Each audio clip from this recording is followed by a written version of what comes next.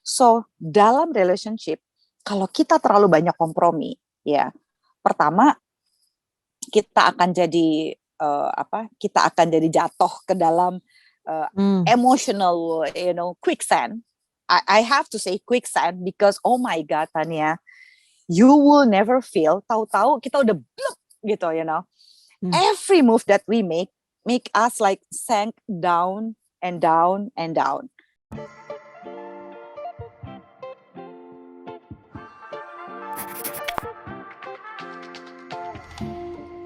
Hi everyone, I'm Tanya. Welcome back to another episode of Janda Bercanda. Today we have our very favorite, one and only sexologist, Zoya Amirin, back on the show. We had one of our guests asked, what are the characteristics of a person most likely to be the victim of an abuse? And Zoya has agreed to come back and answer these particular questions. But on that note, if you have specific questions for me on this show for whatever issues that you're going through in your divorce, please let me know. DM me, comment below the videos. I love hearing from you. Most of our shows, the ideas come from our listeners' requests or questions, and so we're here to answer them for you. If you like the contents on this show, please subscribe, like, and share it, comment. Let me know what you think. Without further ado, I present to you sexologist Zoya Amirin. So welcome back to the show. I feel like you're part of the you're a big fixture of the podcast for sure. And congratulations on your own podcast, Zoya Amirin. And thank you. Zola. And Zola, the matchmaker, have their own podcast. It's called Zozo, the Zolab, yeah. It's called the Zozo Lab. Zozo Lab, the Zozo Lab. So please check it out. It's available wherever podcasts are available. Dan, please, everyone who's listening, subscribe, like, share, leave a comment, DM us. It matters for channels like ours, small-time channels, to hear from you. Nah, ngomong-ngomong, acara hari ini untuk subjek kenapa mengundang kembali seksologis Zoya Amirin ke podcast Janda Bercanda, karena ada DM yang masuk bilang, Tania minta tolong dong, gimana sih menggambarkan ciri-ciri orang yang kemungkinan menjadi korban KDRT. Kira-kira tuh orang itu seperti apa? Ya makanya minta nih kembali untuk Zoya kembali. Specifically on the question, karena kita sudah ini building up on our previous episodes, podcast episodes, sudah berapa kali, terutama untuk surviving, ini also surviving the narcissistic abusive relationships. Dan pada waktu itu dibahas seri panjang ini ya. Seri panjang nih. Dan serinya emang nggak bisa sehari dibahas ya. Jadi dan sebetulnya nggak mesti kalau orang yang KDRT itu korban daripada narcissistic abusive relationship, tapi nggak selalu, tapi ya ada kemungkinan besar juga ya bahwa itu hal yang ada bersangkutan.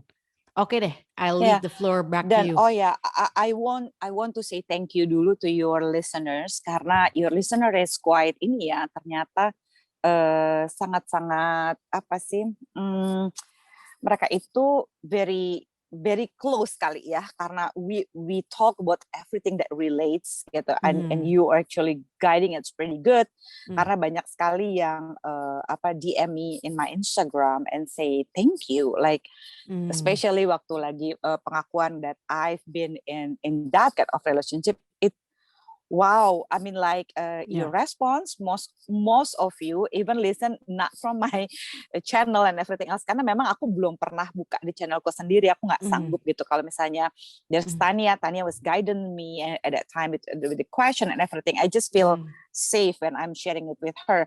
Nanti aku takut kalau aku sharing sendiri terus gue gitu kan ya. It's just like wah gitu ya, it's a very vulnerable moment for me, and I'm glad I sharing it with you, Tania, and your listener. It's very wow, they just say thank you, that I have courageous to sharing it, and most of them is actually say like apa yang aku bilang di situ membuat mereka tuh jadi berani ngelihat relationship mereka sendiri.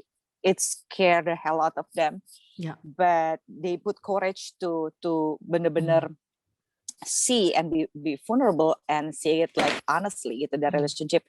And I'm thankful because wow, that was like, aku juga waktu aku denger itu sendiri like, aduh gue berani banget ya ngobrol begini. It's like, wah gitu. No, It's I only thank you. thing I that I thank you share with for my sharing best that. friend. Yeah, I know Wow. it wasn't easy for you to do that. I know it wasn't easy for you to do that. So I really appreciate you also opening up to our listeners and the impact that has for people to also just be honest with themselves, right? Ya, iya Ngeliatin loh. ya kan untuk Wow ngelihat. gitu. Well, I'm glad. Jadi Iya. artinya you are helping people, Zoya, with that.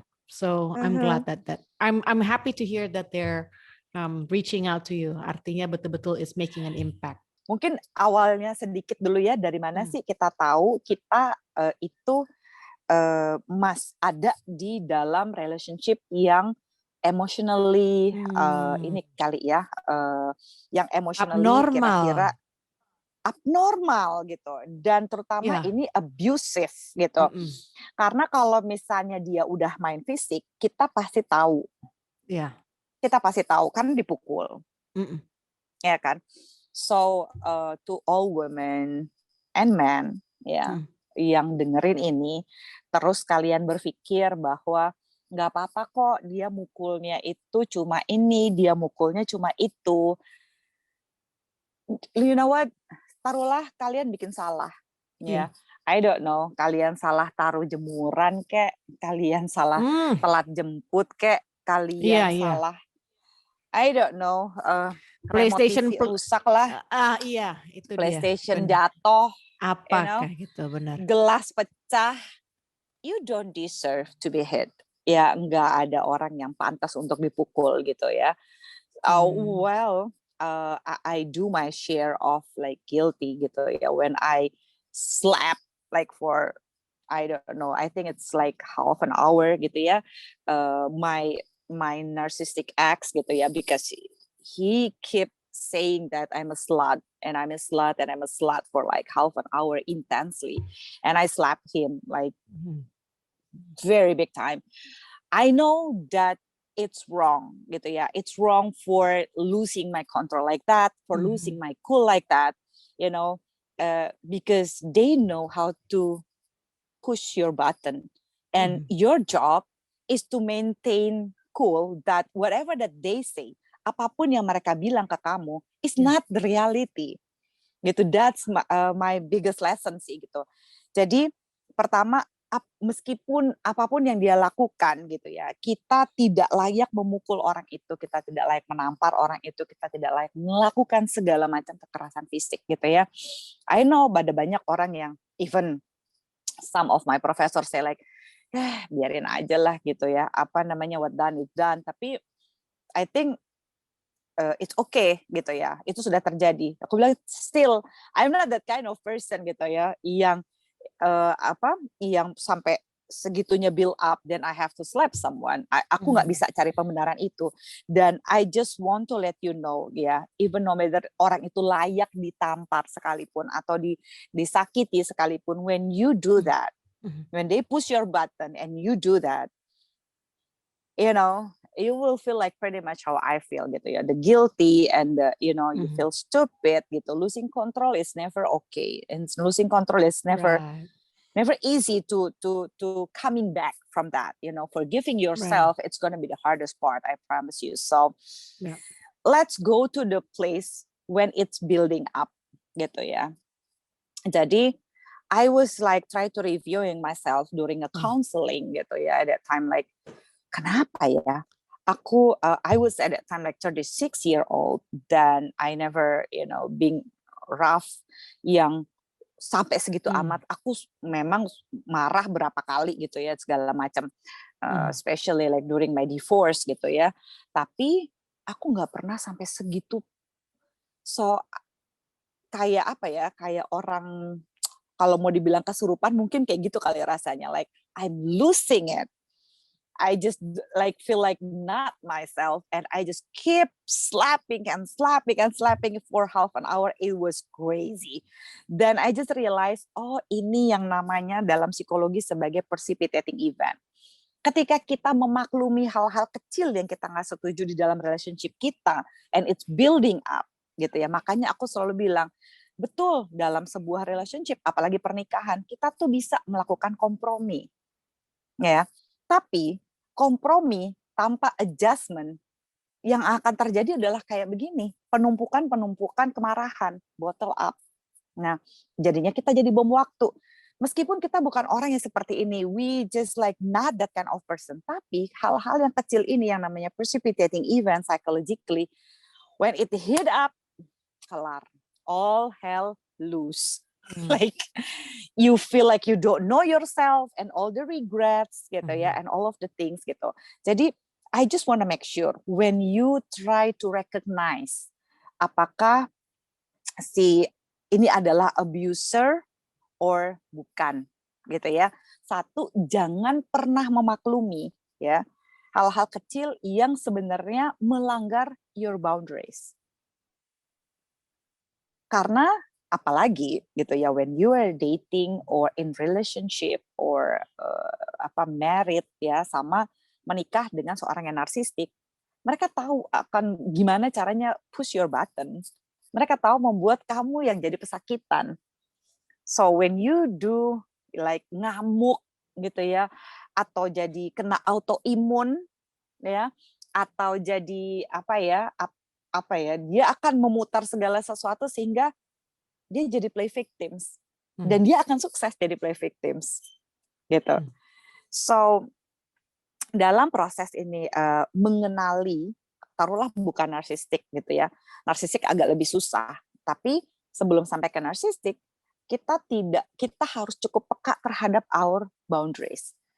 Misalnya laptop or iPad itu adalah benda di mana memang kalian nggak ada rahasia yang gimana-gimana banget, tapi ini adalah your personal things for your job gitu ya misalnya. Pokoknya ini adalah segala satu isi pekerjaan, dan ini cukup sacred, sacred gitu ya. Yang sacred dalam arti jangan disentuh, this is my thing gitu ya. Atau ada beberapa laki-laki kayak jangan disentuh my PlayStation, probably jangan disentuh my things gitu kan. Kita punya tuh sesuatu yang kayak begitu ya.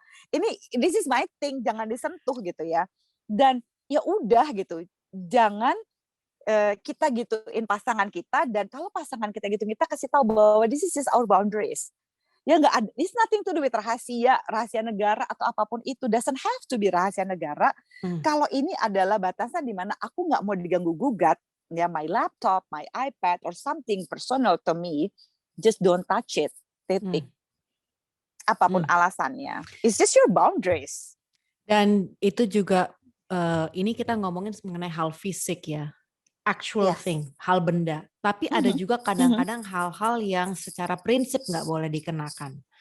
Bicara mengenai mungkin ada opini mengenai agama, keuangan, anak-anak, politik, favorite boy band, drakor yang mana yang gue suka nggak suka, itu juga ada boundariesnya.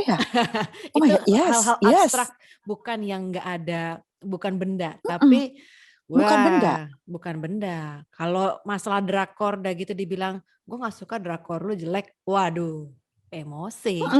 As if salah satu identitas kita itu nggak di-accept sama si pasangan kita, gitu ya. Dan seolah-olah selera kita tuh jelek gitu.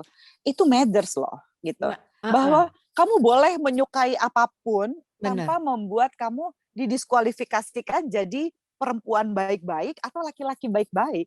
Benar. It's just not cool, you know? Nah, itu bener. harus diomongin gitu ya. Kalau ada hal yang terlalu banyak kita kompromi dalam relationship, tapi kita nggak bisa adjust. Ya, bedanya gini, kompromi itu adalah, misalnya I have relationship with Tania, dan aku kompromi itu aku bilang ya udah deh, aku nggak mau berantem sama Tania, iya aja deh gitu ya. Ya udah gitu, aku serahin aja dulu deh ke dia deh gitu. It means aku kompromi. Aku nggak setuju, tapi aku nggak mau ribut, itu kita kompromi. Oke? Tapi kalau adjust, Tania kan juga sayang ya sama anak-anak, aku juga sayang sama anak-anak. Ya kayaknya aku oke aja deh kalau misalnya pun, what the worst could be happen sih kalau aku ikutin sarannya Tania untuk anak-anak sekolah di sini, untuk anak-anak makan, I don't know, broccoli, whatever, gitu kan ya. I think it's not the end of the world.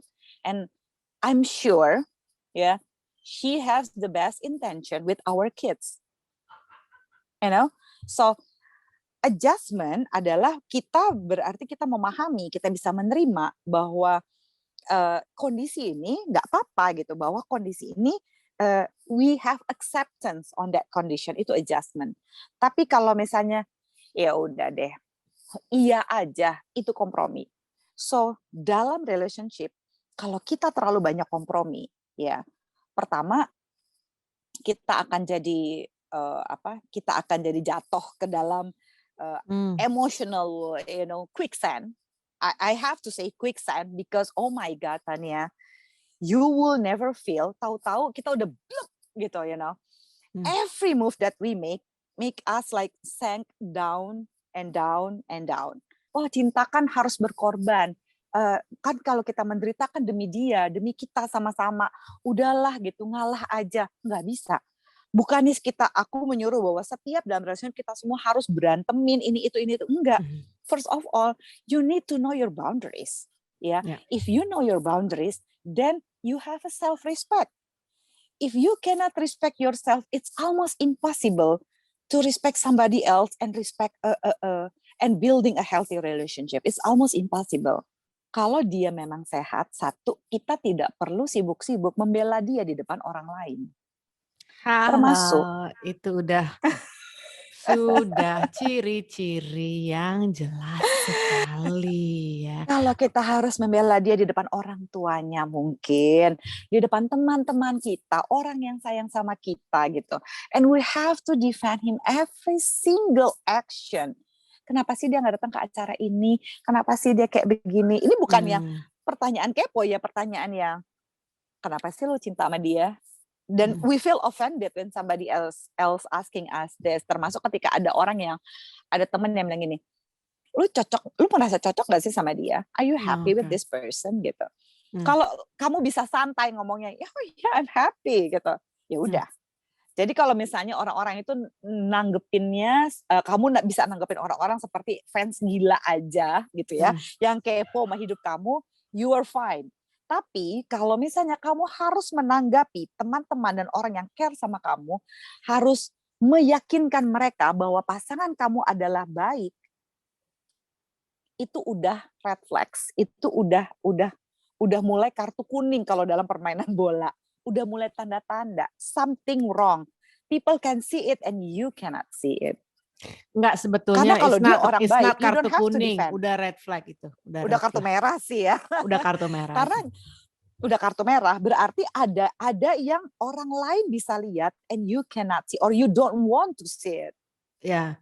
If you have to defend that person all the time, there must be something wrong, girl, something wrong. Kalau kita harus membela dia di depan teman-teman kantornya, teman-teman, I don't know, mainnya, saudara-saudaranya, keluarganya, something wrong with this relationship pasti. I don't want to say something wrong with him, ya. I just want to say there's something wrong with this relationship gitu ya. Karena kalau sampai ada yang orang-orang bisa lihat, kadang-kadang gini, kita bisa nggak ada di wrong relationship, toxic relationship, ya, with the good person, bisa loh.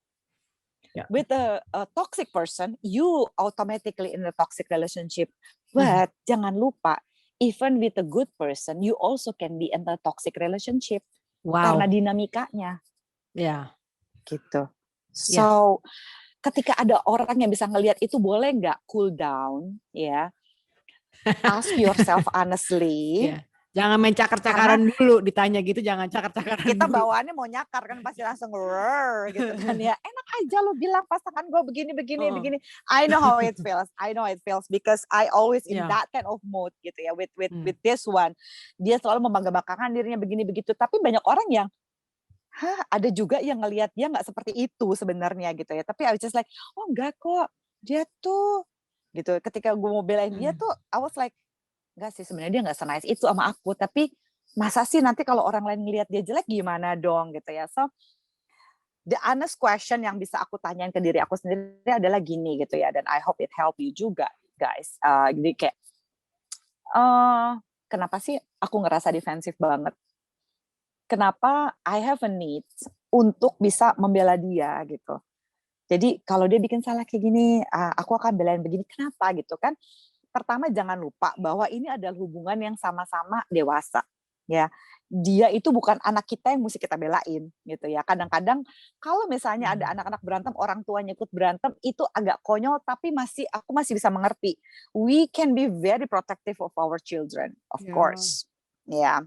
You know, it makes sense lah. Jadi kalau misalnya ada mama-mama gitu ya, tiba-tiba berantem gara-gara anaknya habis berantem, aku tahu it's ridiculous, tapi kadang-kadang iya kita kan yang bisa agak overprotective sama anak kita. Oke. But jangan lupa kita sedang membangun relationship, membina relationship dengan orang dewasa lainnya. Artinya, bukankah dia juga berhak untuk membela dirinya? Dan bukan tugas kamu. Pertama, kamu bukan babysitternya, kamu bukan psikolognya, you're not his or her strength gitu ya. Kamu bukan caregivernya dia gitu ya. Kamu adalah equal partner. Jadi salah satu tanda yang biasanya diignore sama orang dan paling sering menumpuk dan akhirnya menjadi parah adalah ini gitu. So I want to tell you like straight away, kalau kamu punya kebutuhan yang cukup tinggi untuk selalu membela pasangan kamu, untuk mencari pembenaran, tiba-tiba kamu jadi kayak lawyernya dia, harus enggak dia tuh begini lagi sebenarnya, kasihan lagi ibunya tuh begini, bapaknya tuh begini, makanya dia tuh jadi seperti ini hidupnya gitu ya. Terus abis itu kamu suffocating sendiri karena ketika dia memperlakukan kamu secara buruk, nobody actually defend you dan kamu akan fed up. Kamu akan fed up, ya kamu akan ngamuk, kamu akan ngerasa kan gue udah belain lo begini ke semua orang. Nah, kata kuncinya yang dia keluarin yang bikin kamu bisa ngamuk tiba-tiba adalah emang gue pernah minta lo belain gue. Ya. Entar Do dulu I ya. ask for that? I never ask you to defend for me. Well, satu ya, karena dia merasa orangnya nggak ada salahnya kan, nggak ada dosanya. Kalau yang abuser itu nggak ada yang salahnya. Tapi dia tahu dia sebenarnya dibelain sama kita. Ya, tahu dia. Jadi gini, ini lucunya gini, ini udah dua lapis betulnya. Karena lapis pertama, kenapa Zoya menggambarkan dulu ini skenarionya. Pertama, memang sangat sulit untuk kita mengenali ini relationship kita value-nya benar apa jelek nih.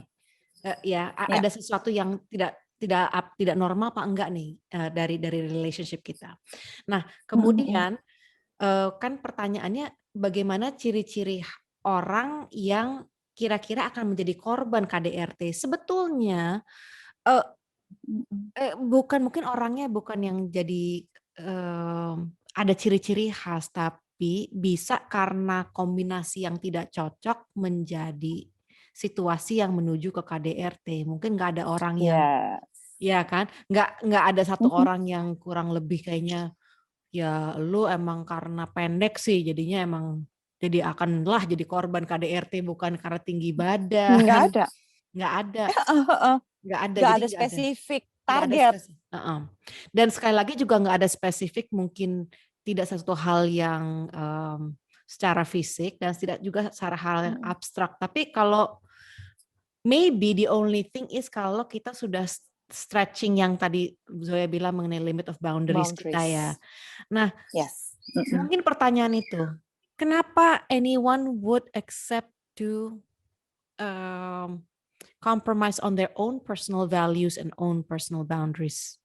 Kenapa itu sampai orang bisa sampai to the point where like segitu acceptingnya gitu untuk sebetulnya dihina ya karena boundariesnya itu sudah dilanggar dan sudah sesuatu yang dianggap berkurang dari diri kita kan?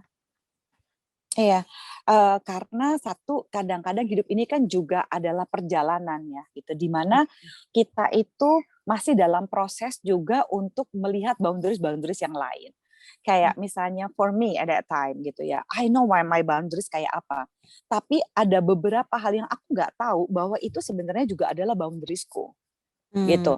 Jadi at the same time gitu ya, makanya kenapa aku selalu mengatakan bahwa ketika kita jatuh cinta, kita itu dari perjalanan ini aku bisa tahu bahwa oh cinta yang sehat itu, cinta yang sejati itu. Ketika aku merasa vulnerable, aku harus merasa safe sama orang ini.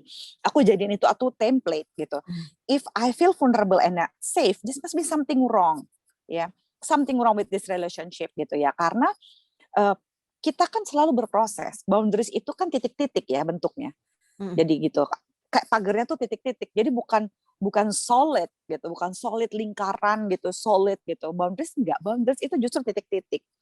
Karena dia bisa berubah by time, dia akan sangat-sangat tergantung pada culture, terhadap bagaimana kita memproses perasaan kita, sangat-sangat tergantung pada our religious belief, spirituality. There's a lot of things includes gitu in that manners. Jadi pada waktu itu aku aja belum tahu ada beberapa boundaries yang sebenarnya ternyata aku merasa terganggu kan gitu. So I thought like I never have a problem with that gitu ya, karena I have a secure parents gitu ya, yang orang tuaku itu punya pernikahan sudah 47 tahun and mereka like crazy fairy tales. It's make me feel like easily safe with other people, you know, and believing in love, and it's just like it's so much easier to trust someone gitu. Jadi waktu aku sharing a lot of stuff yang actually is meaningful for me, I thought itu adalah cara yang biasanya aku gunakan untuk menginvestasikan emosiku kepada orang. Tapi dari situ aku belajar bahwa trust someone bukan berarti kita bisa bisa menginvestasikan lebih daripada yang dia bisa invest ke kita. Jadi ketika kita leveling emotional investment bukan berarti kita nggak trust sama orang ini. That's very expensive way gitu ya to learn. Aku cuma mau kasih tahu ketika kita udah kecebur, ya jangan takut sama reputasi, ya yang nanti itu akan dimanfaatkan untuk membuat kita tambah vulnerable like what happened to me gitu ya. Aku cuma percaya just believe in yourself, you know, just believe in your strength, ya, believe in your own truth, ya, just holding into that. Udah, enggak. Jangan pusing karena, aduh ntar kata orang begini ya, nanti si orang ngelihat aku begini, nggak begini. Kita bisa gila. Ya, aku cuma percaya enggak. The truth is like this. I believe in this, my own truth, and I believe in myself that I can be a better person. I have my mistake and I owning it.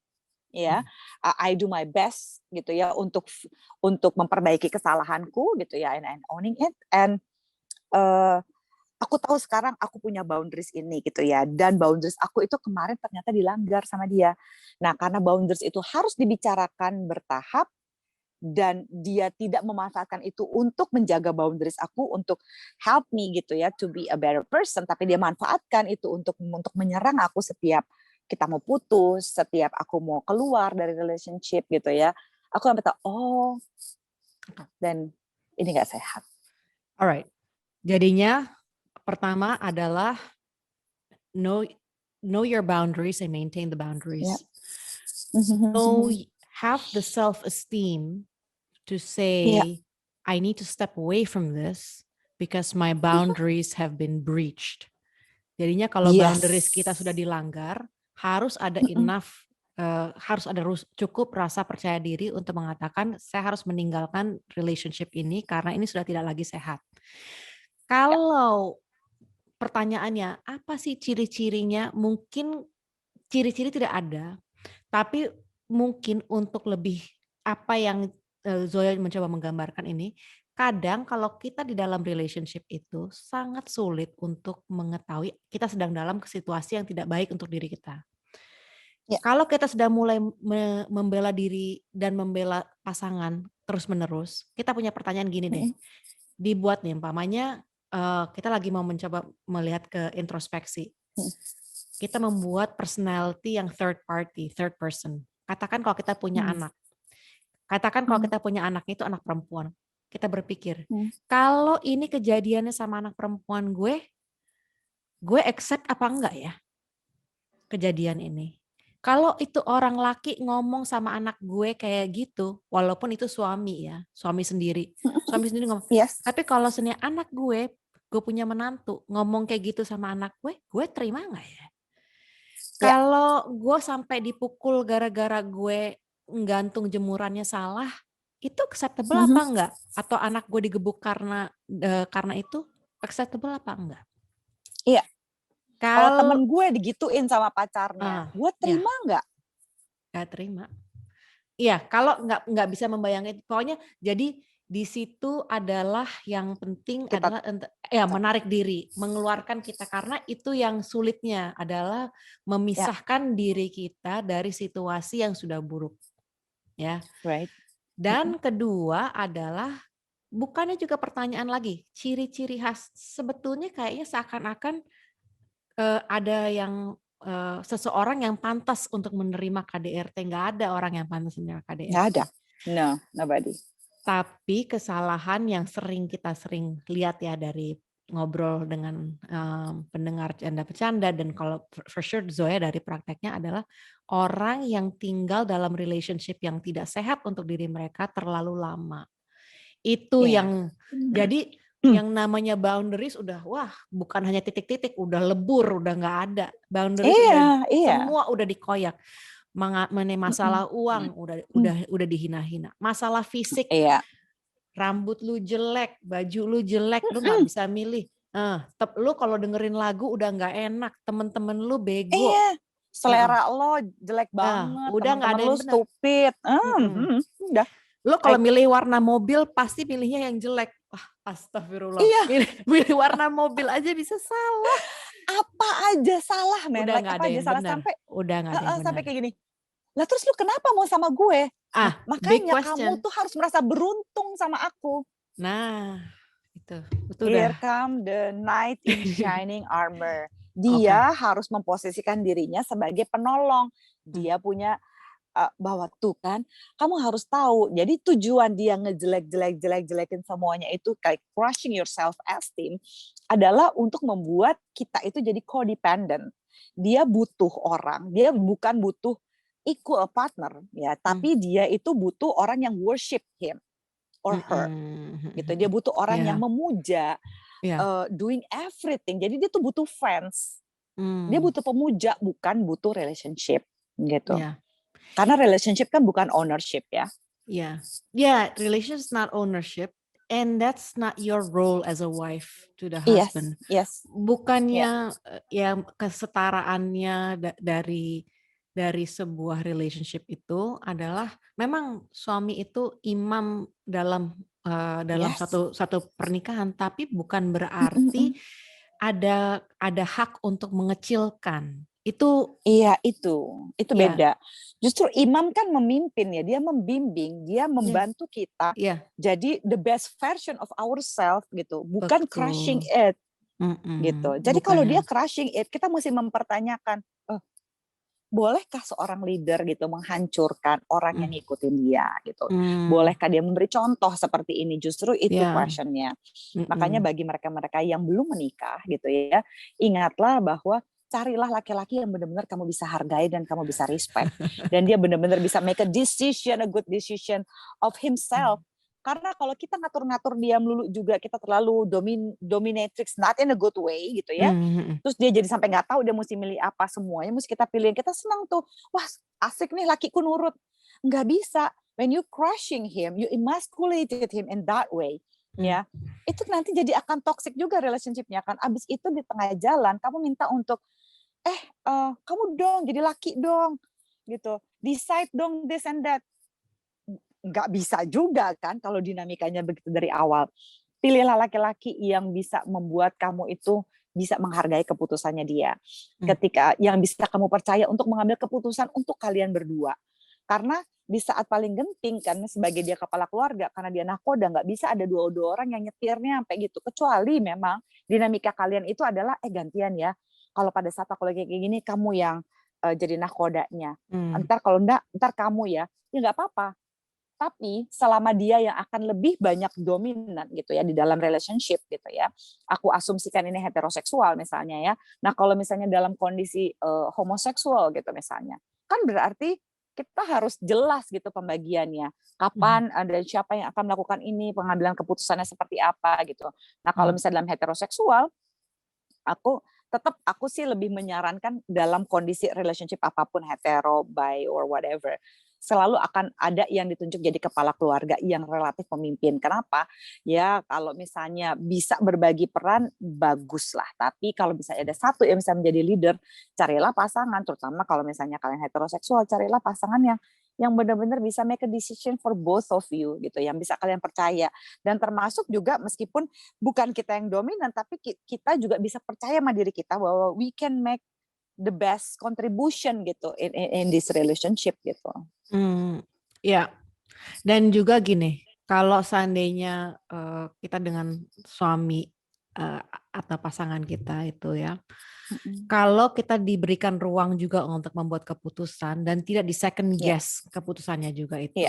Jadi kalau seandainya umpamanya housewife-nya itu bilang, oke, saya nggak ada waktu untuk masak. Tadi kita pertama di awal pembicaraan kita masak. mengenai masak. Saya contoh kayak Zoya punya karir full dari pagi sampai sore bantuin orang dengan prakteknya.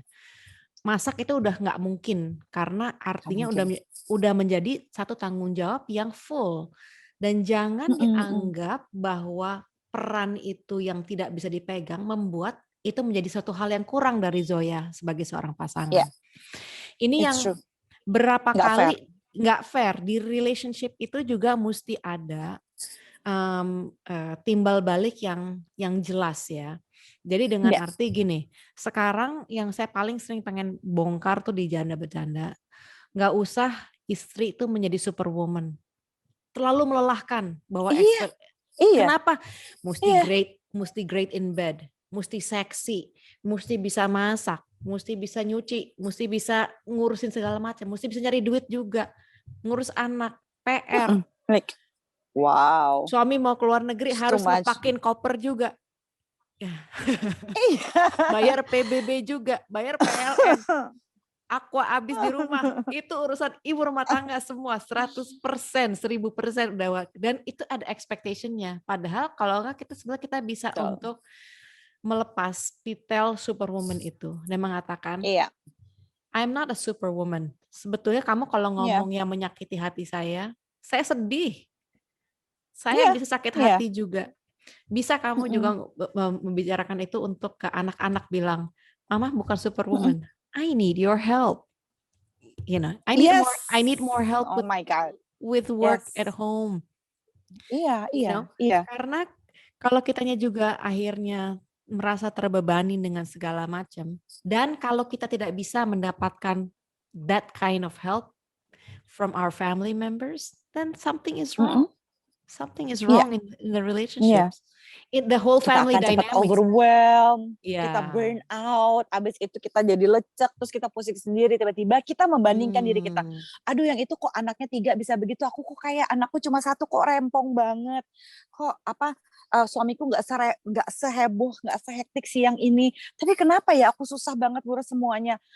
Hey, you know, give yourself a credit, you know, and give your time a break bahwa it's okay loh, you're not a superwoman dan it's okay, nggak apa-apa. Makanya aku nggak suka kepada salah satu motivator dengan salam supernya gitu ya, karena aku tahu beberapa kali dalam beberapa kutipan dan ceramahnya dia itu sangat-sangat mengatakan bahwa iya dong, salam super, kamu harus menjadi superwoman yang seperti ini. And I was so tense when I listened to that gitu. Aduh, sayangnya nggak bisa telisipan di belakang panggung gitu ya. Kalau begitu telisipan aku akan bilang ini, you know what gitu, you make impossible for human being to be human. Like dude, superhuman it's only neurotic person, aku sampai bilang begitu kan. Wow. Tapi ya udah, during my ceramah biasanya aku akan langsung fishing it. Aku bilang gini, aku nggak percaya terhadap manusia super. Aku percaya bahwa manusia itu boleh melakukan kesalahannya. Dan buat aku yang lebih keren adalah bagaimana melihat manusia memperbaiki kesalahannya dia dan accept. You know, it's like, hey, I'm owning it. So you cannot using it against me because I'm owning my mistake gitu. And I think that makes a courageous person gitu. It's make a person like, hey, it's cool gitu. You grown up. Kenapa? Karena lo belajar dari kesalahan lo sendiri. Jadi lo bisa belajar dari orang lain juga gitu ya. Dan I think it's okay gitu. It's a beautiful process, ya kan? Itu kalau dalam boundaries kita baru menanamkan satu pasak pagar nih. Nih, pasang pagar mengatakan bahwa oke, gue bukan superwoman dan ini limit gue juga di sini. Di sini batas gue. Dan ini yang apa yang gue bisa kerjakan, apa yang nggak bisa gue kerjakan. Jadi itu mengembalikan juga untuk you can take it back. Jadi boundaries yang sudah dilanggar itu bukan berarti tidak bisa kita kembalikan untuk restore. Sama juga dengan rasa kepercayaan diri. Bukan satu hal yang tidak bisa.